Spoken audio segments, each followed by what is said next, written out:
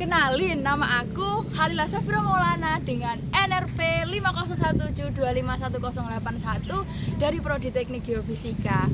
Nah, pernah nggak sih kalian kepikiran gimana cara kita bisa ngintip isi dalam bumi tanpa harus gali ribuan kilometer ke dalamnya?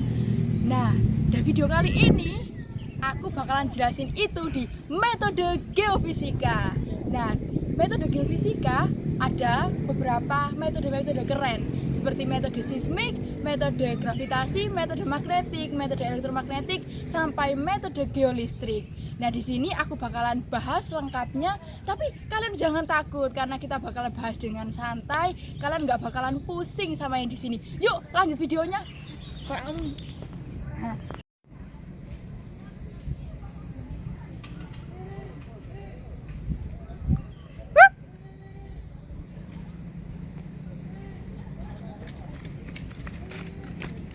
Nah, sebelum bahas metode geofisika, aku bakal jelasin apa itu geofisika.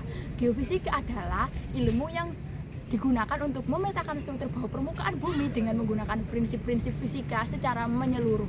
Jadi, dari pengertian itu, metode geofisika adalah teknik yang digunakan untuk memetakan struktur bawah permukaan bumi dengan menggunakan sifat fisik yang berbeda dari setiap jenis batuan.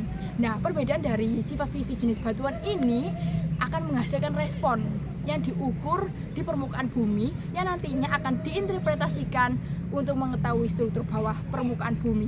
Nah, sifat fisik dari batuan yang berbeda ini itu seperti densitas, resistivitas, terus ada kemagnetan dan lain sebagainya. Nah, metode geofisika ini banyak digunakan untuk eksplorasi minyak dan gas, terus juga untuk keperluan geoteknik dan lingkungan, pencairan air tanah, dan lain sebagainya. Jadi, banyak manfaatnya dapat digunakan dengan metode geofisika ini. Secara umum, metode geofisika dibagi menjadi 5, yaitu metode seismik, metode geolistrik, metode magnetik, metode gravitasi, dan metode elektromagnetik. Nah, dari kelima jenis metode ini digunakan untuk memetakan struktur bawah permukaan bumi. Nah, tapi kelima jenis ini memiliki prinsip dasar kerja yang berbeda tergantung dari sifat fisik yang diukur.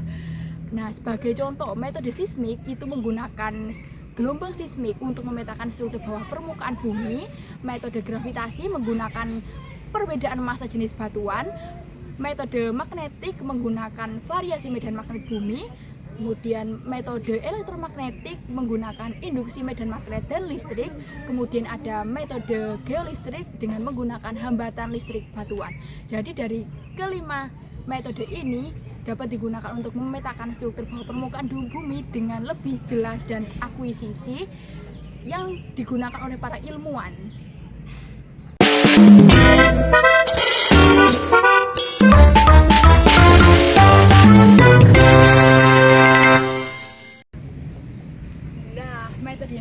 Metode pertama yang akan aku bahas adalah metode seismik. Metode seismik adalah metode yang digunakan untuk memetakan struktur permukaan bumi dengan memanfaatkan perombatan gelombang elastik. Nah, sumber energi yang digunakan untuk metode ini itu adalah getaran, buatan maupun ledakan. Yang kemudian sumber energi ini kemudian ditangkap dan diolah. Kemudian ini akan mengalami perambatan maupun pembiasan saat melewati batas antar lapisan batuan yang memiliki sifat fisik yang berbeda. Nah, data yang diolah dari metode ini itu adalah waktu tempuh gelombang, kemudian amplitudo, terus kecepatan rambat gelombang. Nah, yang kemudian dari ini itu menjadi untuk memetakan struktur bawah permukaan bumi. Nah, metode seismik ini menggunakan gelombang yang dibagi menjadi 2, yaitu gelombang badan dan gelombang permukaan. Gelombang badan dibagi menjadi 2, yaitu gelombang P dan gelombang S, di mana gelombang P itu adalah gelombang longitudinal yang dapat merambat melalui material padat, cair maupun gas. Sedangkan gelombang S itu merupakan gelombang transversal yang hanya dapat merambat melalui material padat saja.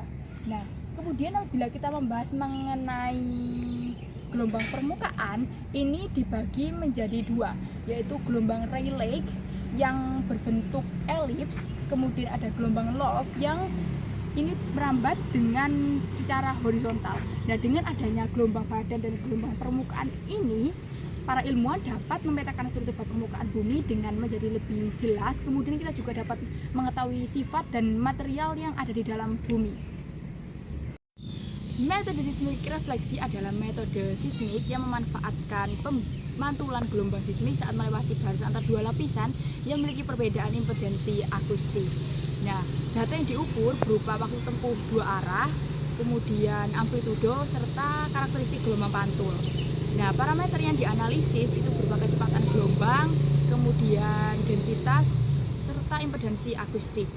Nah, sumber dari gelombang seismik refleksi ini adalah dinamit, fibrosis, dan palu. Sumber penerimanya adalah geofon dan hidrofon. Nah, cara kerja dari metode seismik refleksi ini adalah gelombang dipancarkan ke bawah permukaan, kemudian dia mengalami pemantulan ke permukaan, yang pemantulan tersebut dianalisis oleh geofon atau hidrofon. Data kemudian diolah melalui tahap akuisisi, processing, dan interpretasi. Nah, hasil yang diperoleh merupakan penampang seismik 2 dimensi dan 3 dimensi yang menggambarkan struktur bawah permukaan bumi. Nah, gangguan dari metode seismik refleksi ini adalah noise, multiple reflection, serta kesalahan pengolahan data. Nah, tadi aku kan udah jelasin tentang penjelasan dari metode seismik, terus jenis-jenis metode seismik. Nah, di sini aku bakalan jelasin tentang kelebihan dan kekurangan dari metode seismik. Jadi, kelebihan dari metode seismik adalah dia akurat untuk struktur geologi, kemudian bisa menghasilkan model penampang struktur bawah permukaan 2 dimensi dan 3 dimensi. Dia juga interpretasinya besar. Nah, tapi kekurangan dari metode seismik adalah biayanya mahal, membutuhkan peralatan yang banyak, dan rentan terhadap noise.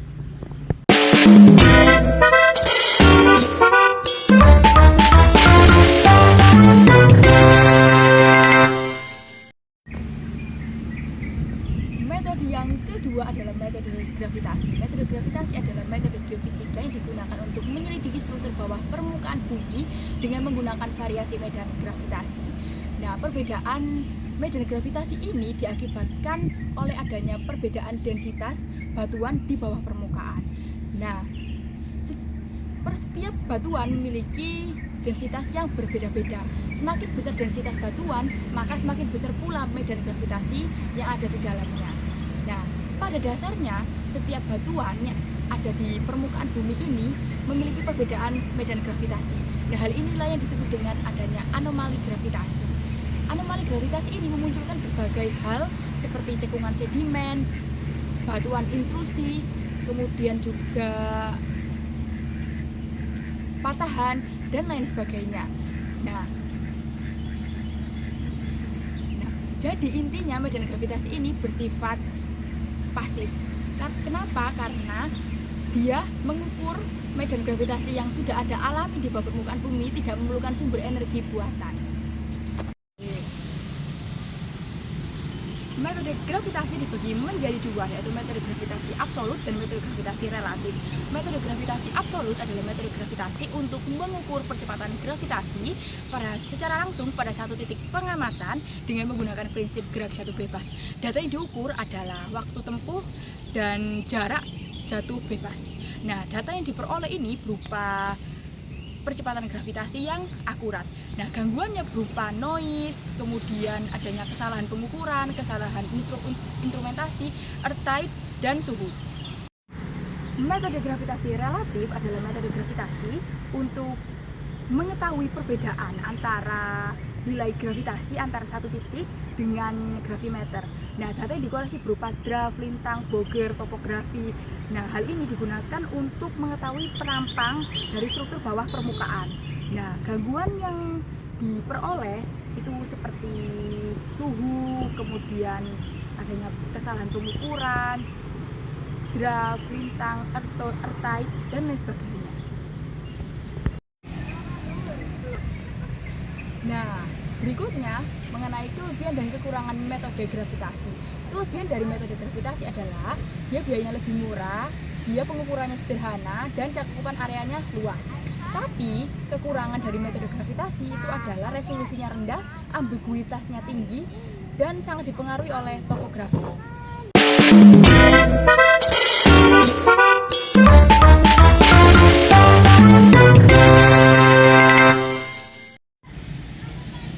Metode yang ketiga adalah metode magnetik. Metode magnetik adalah metode geofisika yang digunakan untuk mengetahui struktur bawah permukaan bumi berdasarkan perbedaan medan magnet yang ada di bumi yang disebabkan oleh perbedaan sifat kemagnetan setiap batuan. Nah, pada dasarnya setiap batuan itu memiliki sifat kemagnetannya berbeda-beda, seperti hematit, ilmenit, magnetit, dan lain sebagainya. Nah, semakin besar kandungan magnetik yang ada dalam batuan, maka semakin besar pula respon medan magnet yang dihasilkan. Nah, pada dasarnya apabila di setiap batuan, pada dasarnya setiap daerah itu memiliki medan magnet yang berbeda satu sama lain. Nah, perbedaan inilah yang memunculkan adanya anomali magnetik. Anomali magnetik ini digunakan untuk mengetahui struktur bawah permukaan bumi seperti patahan, batuan beku intrusi, mineralisasi logam, dan lain sebagainya. Nah, kemudian metode magnetik ini bersifat pasif. Kenapa? Karena dia itu mengukur medan magnetik yang sudah ada di dalam bumi tanpa perlu pembuatan sumber energi yang baru. Nah, metode magnetik dibagi menjadi 3, yaitu metode magnetik darat, metode magnetik udara, dan metode magnetik laut. Nah, metode magnetik darat adalah metode magnetik yang digunakan untuk mengukur intensitas medan magnet di darat dengan menggunakan alat magnetometer.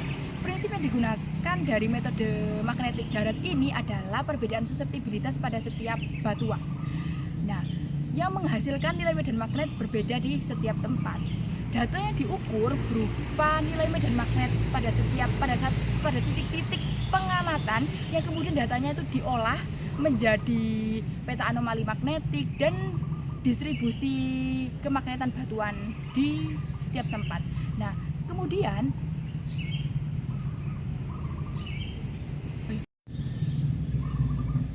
metode magnetik yang kedua adalah metode magnetik udara. Metode magnetik udara adalah metode magnetik yang digunakan untuk mengukur intensitas medan magnet di sepanjang lintasan penerbangan. Nah, ini dengan menggunakan alat seperti pesawat dan drone yang nantinya diberikan magnetometer. Nah, prinsip yang digunakan oleh metode magnetik udara ini sama dengan metode magnetik darat, yaitu dengan menggunakan perbedaan suseptibilitas batuan di bawah permukaan yang nanti akan menghasilkan variasi nilai medan magnet. Nah, data yang diukur berupa nilai intensitas medan magnet di sepanjang lintasan penerbangan yang kemudian menghasilkan peta anomali magnetik di beberapa tempat. Nah, inilah yang kemudian menghasilkan struktur geologi seperti cekungan sedimen, batuan intrusi, dan zona mineralisasi. Nah, namun metode ini memiliki gangguan seperti noise dari pergerakan pesawat, kemudian aktivitas matahari, kemudian juga ketinggian dan navigasi. Nah, metode magnetik yang ketiga adalah metode magnetik laut. Metode magnetik laut adalah metode magnetik yang digunakan untuk mengukur intensitas medan magnet di sepanjang lintasan kapal, di mana di sini itu untuk perairan. Jadi nanti kapal yang akan menyelam di bawah laut itu diberikan suatu alat yaitu magnetometer. Nah, prinsip yang digunakan sama dengan dua metode berikut sebelumnya, yaitu perbedaan suseptibilitas batuan di bawah permukaan yang menghasilkan variasi nilai medan magnet.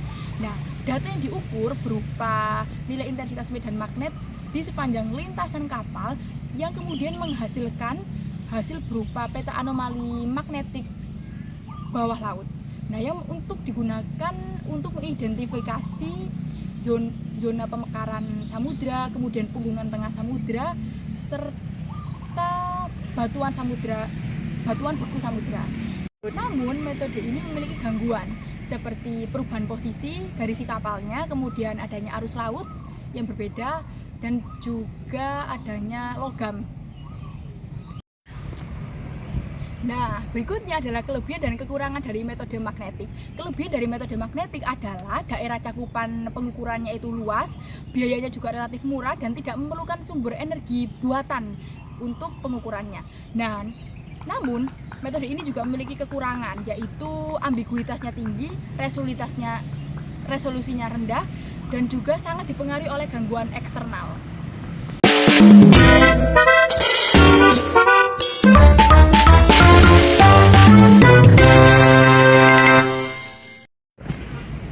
Metode yang keempat adalah metode elektromagnetik. Metode elektromagnetik adalah metode geofisika yang digunakan untuk mengetahui struktur bawah permukaan bumi dengan menggunakan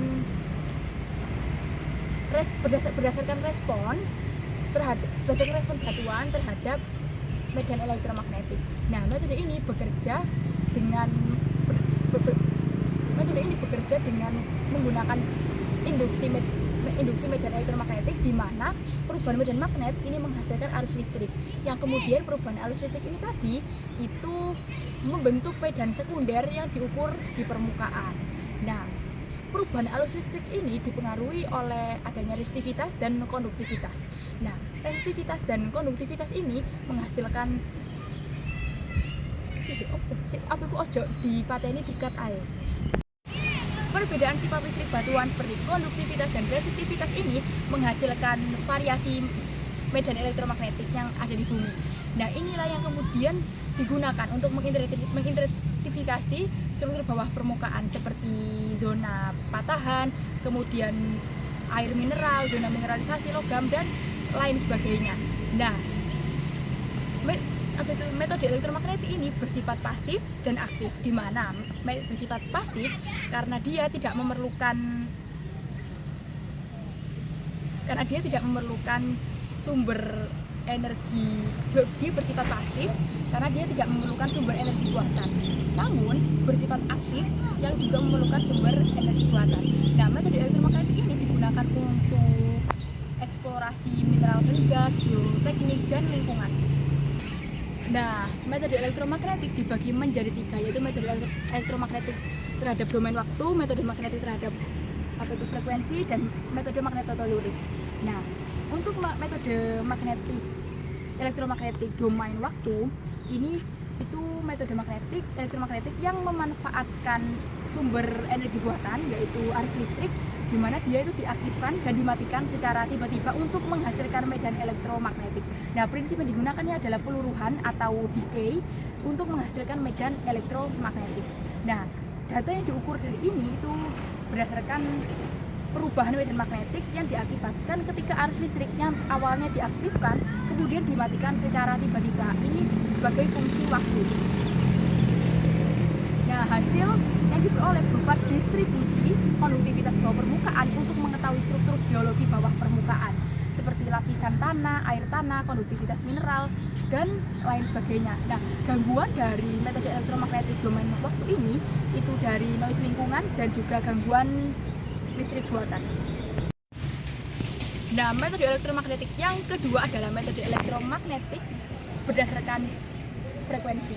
Jadi, metode elektromagnetik berdasarkan frekuensi ini adalah metode elektromagnetik yang menggunakan sumber arus bolak-balik atau AC dengan berbagai variasi frekuensi untuk menghasilkan medan elektromagnetik. Nah, prinsip dari metode ini didasarkan pada fase amplitudo dan fase medan elektromagnetik untuk menghasilkan perubahan fase amplitudo dan perubahan fase elektromagnetik. Nah, jadi data yang diukur dari metode ini adalah perubahan amplitudo dan perubahan fase elektromagnetik berdasarkan variasi frekuensi yang diberikan. Nah, hasil yang diperoleh dari metode ini itu adalah peta distribusi konduktivitas batuan bawah permukaan yang digunakan untuk mengidentifikasi struktur geologi seperti mineral air tanah dan zona mineralisasi logam. Nah, gangguan yang digunakan itu gangguannya itu seperti adanya gangguan lingkungan dan juga interferensi gelombang elektromagnetik lainnya. Nah, metode yang ketiga yaitu metode magnetotelurik. Metode magnetotelurik adalah metode elektromagnetik pasif, di mana dia memanfaatkan sumber medan elektromagnetik yang sudah ada yang berdasarkan dari aktivitas matahari dan ionosfer. Prinsip yang digunakan dari metode ini adalah medan magnet dan juga medan listrik yang dia diinduksi untuk menghasilkan elektromagnetik. Nah, data yang diukur dari ini adalah medan magnet dan juga medan listrik di mana dia diinduksi. Nah, kemudian hasil yang diperoleh adalah distribusi dari si konduktivitas batuan yang kemudian untuk digunakan untuk mengidentifikasi struktur geologi seperti zona mineralisasi logam dan juga studi air tanah gitu. Nah, hal ini juga biasa digunakan untuk eksplorasi minyak dan gas, geoteknik dan lain sebagainya. Nah, gangguan yang biasanya terjadi untuk metode magnetotelurik ini adalah noise dari lingkungan dan juga aktivitas manusia, kemudian gangguan dari listrik yang digunakan. Nah, berikutnya adalah kelebihan dan kekurangan dari metode elektromagnetik. Kelebihan dari metode elektromagnetik adalah dia itu tidak memerlukan pengeboran, kemudian cocok untuk eksplorasi minyak dan gas mineral dan juga sumber air tanah. Terus kemudian dia juga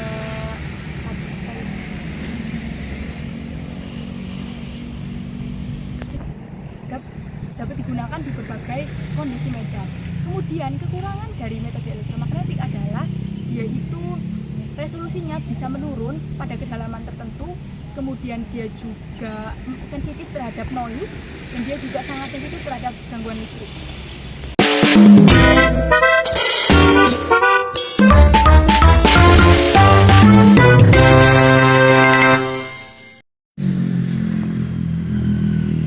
Metode yang kelima atau yang terakhir adalah geolistrik. Metode geolistrik adalah metode geofisika yang digunakan untuk mengetahui struktur bawah permukaan bumi dengan menggunakan sifat kelistrikan batuan, terutama nilai resistivitas. Metode ini dilakukan dengan cara menginjeksikan arus listrik ke dalam tanah yang kemudian dihitung beda potensialnya.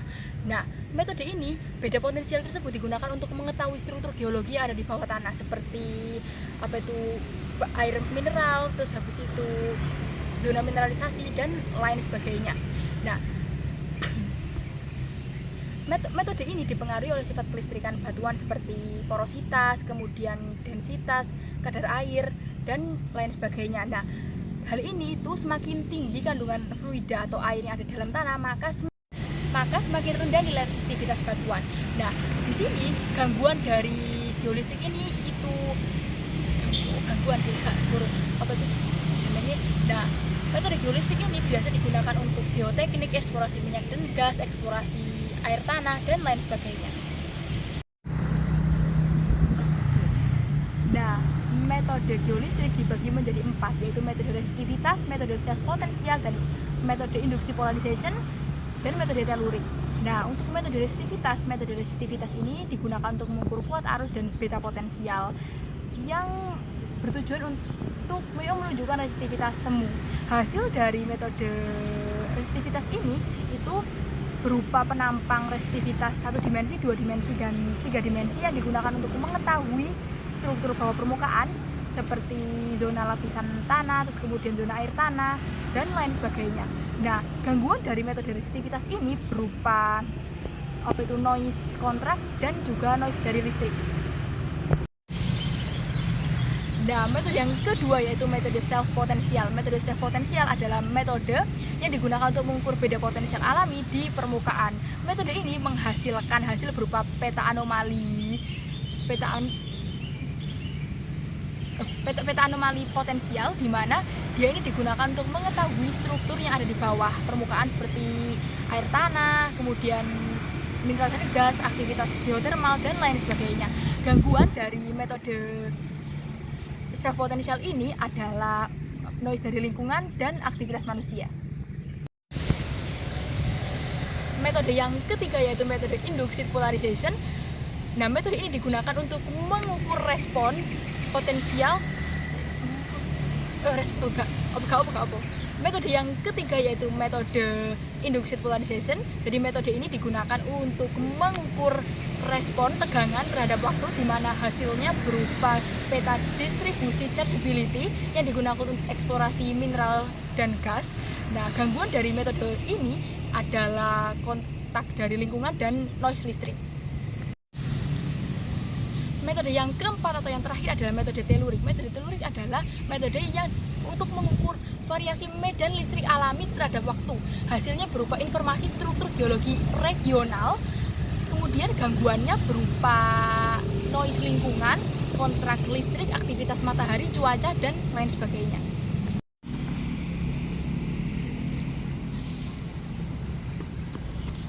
Nah, akhirnya kita udah sampai di penghujung video, tapi aku belum bahas tentang kelebihan dan kekurangan dari metode geolistrik. Nah, kelebihan dari metode geolistrik adalah dia itu fleksibel, terus kemudian biayanya relatif murah dan tidak merusak lingkungan. Nah, tapi ini juga metode geolistrik ada kekurangannya. Nah, kekurangan dari metode geolistrik adalah dia sensitif terhadap noise listrik, kemudian dia juga akuratnya menurun di kedalaman tertentu, dan dia juga dipengaruhi oleh faktor tanah. Nah, akhirnya kita udah sampai di penghujung video. Beneran nih ya. Nah, dari penjelasan-penjelasan yang udah aku jelasin sebelumnya, kita jadi tahu bahwa mengintip isi bumi nggak perlu ngebor ribuan kilometer ke dalamnya, dan kita juga nggak perlu jadi superhero buat masuk ke dalam bumi, tapi kita hanya perlu memahami metode geofisika. Nah, buat kalian nih, dari penjelasan-penjelasan yang udah aku jelasin, apakah kalian menjadi paham dan malah makin penasaran nih tentang apa itu geofisika? Nah, jadi di penghujung video ini aku mau terima kasih kepada kalian yang udah nonton aku sampai akhir. Aku juga ingin mohon maaf apabila ada salah kata dan perbuatan dalam proses pelaksanaan video ini. Jangan lupa untuk tonton aku di video-video berikutnya supaya kalian bisa paham lagi tentang metode geofisika dan bumi. Bye-bye. Meanwhile, Kecepatan yang lebih tinggi dan kemudian kembali ke permukaan untuk direkam.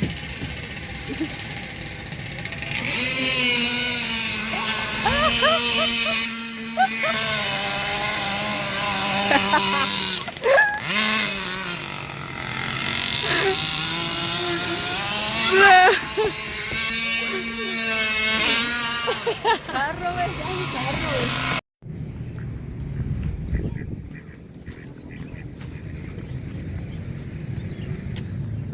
Halah, yang terkait band BTS.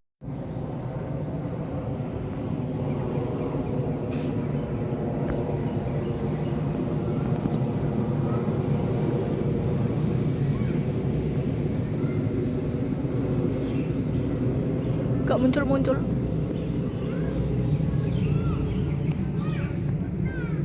Gak muncul-muncul. Sangatlah suka